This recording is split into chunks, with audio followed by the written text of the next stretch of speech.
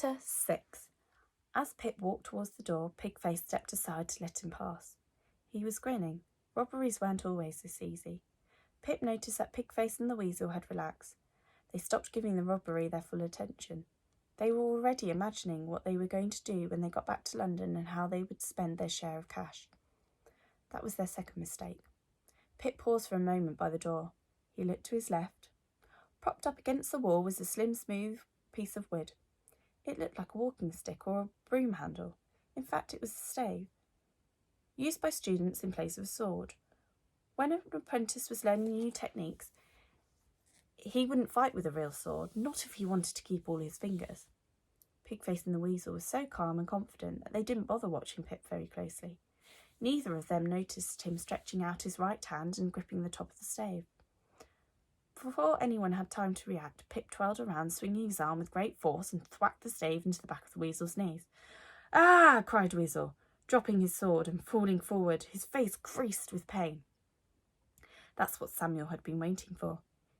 In a movement that was startlingly quick for such a placid-looking middle-aged man, he stepped forward and punched the Weasel in the eye. "Ow!" moaned the Weasel, staggering backwards. Samuel kicked him in the chest. The Weasel fell to the floor and lay there in a heap, clutching his eye with one hand and the chest with another. Everything happened so fast. Pigface had no chance to react. He stood there stupidly blinking at the Weasel's body on the floor, then lifted his head up to look at Pip. Pip smiled. In a low voice, Pigface said, "You're going to wish you hadn't done that." Pip didn't stop smiling. He was waiting for Pigface to make the third mistake, and just as he hoped, that was exactly what happened. Pigface was a fully grown man, armed with a sword, while his opponent was a mere boy, had nothing but a wooden stave. If Pigface had taken the time to think, planning his next move rather than acting impulsively, he could have won the fight quickly and easily. Instead, he lifted his sword and ran across the room. Pip didn't move. Not yet. He didn't want to commit himself too early. He watched the fat man, observing how his belly wobbled, how his heavy legs thumped on the ground, where his eyes were focused, and listening to the sound of his sword whistling through the air. At the last possible moment, just before Pigface reached him, Pip finally moved. In one continuous flow of action, Pip jumped forward and battered Pigface's sword aside with his stave, then twisted, ducked, kicked Pigface between the legs. A moment later, Pip was standing on the other side of the room, ready for the next attack, and Pigface doubled over in agony, clutching himself between the legs. Pigface slowly eased himself upright. His cheeks were red, his eyes were dark. He definitely wasn't going to stop and think now. Yelling at full volume, he swung his sword and charged. Pip ducked, letting the blade sail over his head, then swung his stave and delivered a cracking blow to Pigface's left knee. Pigface fell forward, howling. Pip was just lifting his stave above his head, preparing to smack Pigface's skull with one final blow, when he felt something nudging the back of his neck. Something cold, something sharp. He stayed very still. A voice said, "Turn around." Slowly, taking great care not to make any sudden movements, Pip turned to face the doorway. A man was standing there.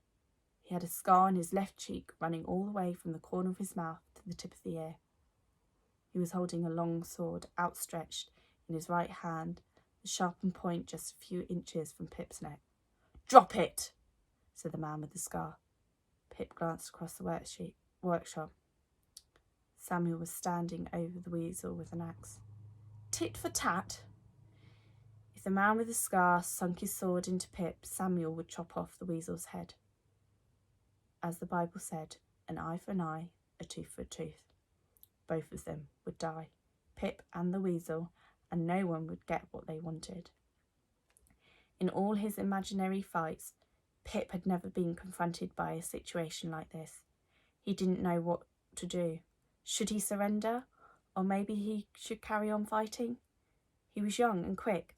Maybe he could move faster than Scar's arm. Ducking before the sword reached his neck, with a bit of luck, he decided. He and his stepfather could still win the fight. He was just about to jump backwards, hurling himself to the ground, when Scar said, "Look!" Pip turned his head to look. Outside the door, Isabel and her daughters were standing beside a fourth man, a final member of the Weasel's gang. In his right hand, the man was holding a knife, a blade pressed against Bridget's white throat. Her eyes were wide with terror. "Go on," said Scar, nodding at the stove. In Pip's hand. "Drop it." Pip had no choice. He dropped it.